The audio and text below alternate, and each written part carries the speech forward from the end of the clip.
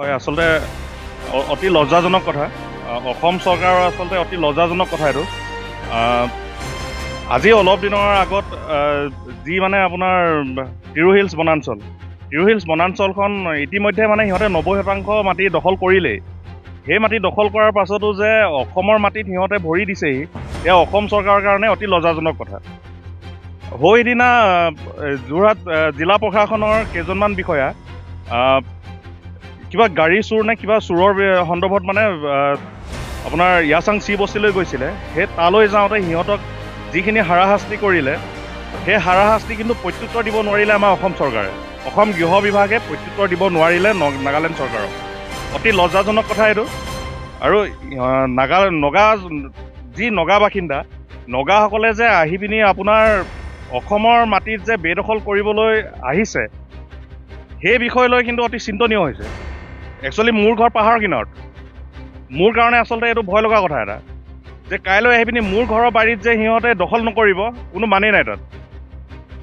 যোৰহাট জিলা প্ৰশাসনক এটাই সকীয়াই থওঁ যে সদৌ টাই আহোম ছাত্ৰ সন্থা চেলেংহাট আঞ্চলিক সমিতিয়ে কিন্তু হাত সাৱটি বহি নাথাকে। যদি এনেকৈ নগাই যদি এনেকৈ বেদখল কৰি থাকে, যোৰহাট জিলা প্ৰশাসনলৈ আমি বাট চাই নাথাকোঁ। আমি গণতান্ত্ৰিকভাৱে আন্দোলন কৰিম। প্ৰয়োজন হ'লে আমি আইন হাতত উঠাই ল'ম, যদি জিলা প্ৰশাসনে কোনো ধৰণৰ মানে ব্যৱস্থা নলয়। অসম নাগালেণ্ড সীমান্তৰ যি তিৰু হিলছ বনাঞ্চল, সেই তিৰু হিলছ বনাঞ্চল এতিয়া নগাই প্ৰায় 90% ভূমি নগাৰ দখললৈ গুচিয়ে গ'ল। বাকী থকা আমাৰ বনাঞ্চলখনৰ এতিয়া নগাই সেই আগ্ৰাসনো আগলৈ গতি কৰি আহি আছে। এতিয়া আমাৰ যি ৰাজহ গাঁও, আমাৰ লেপচি আগৰ পুৰণা লেপচি গাঁও, তাতো এতিয়া আপোনাৰ নগাই মানুহৰ ঘৰৰ ভেটি দখল কৰিবলৈ উঠি পৰি লাগিছে।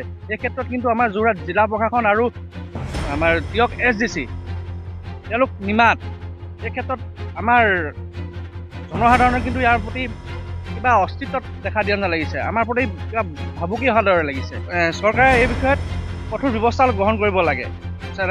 যোৰহাট জিলা প্ৰশাসন ইয়াচাং চি বস্তিলৈ যাওঁতেও তাত নগাৰ লোকসকলে যি দুৰ্ব্যৱহাৰ কৰিলে, সেই বিষয়টো লৈ পিনে অসম চৰকাৰ নিমাত দেখে, অকল যোৰহাট জিলা প্ৰশাসনৰ নিমাত দেখে। এই ক্ষেত্ৰত তেওঁলোকে কিন্তু মাত পাতিব লাগিছিল, নাগালেণ্ডৰ বিৰুদ্ধে কঠোৰ ব্যৱস্থা গ্ৰহণ কৰিব লাগিছিল।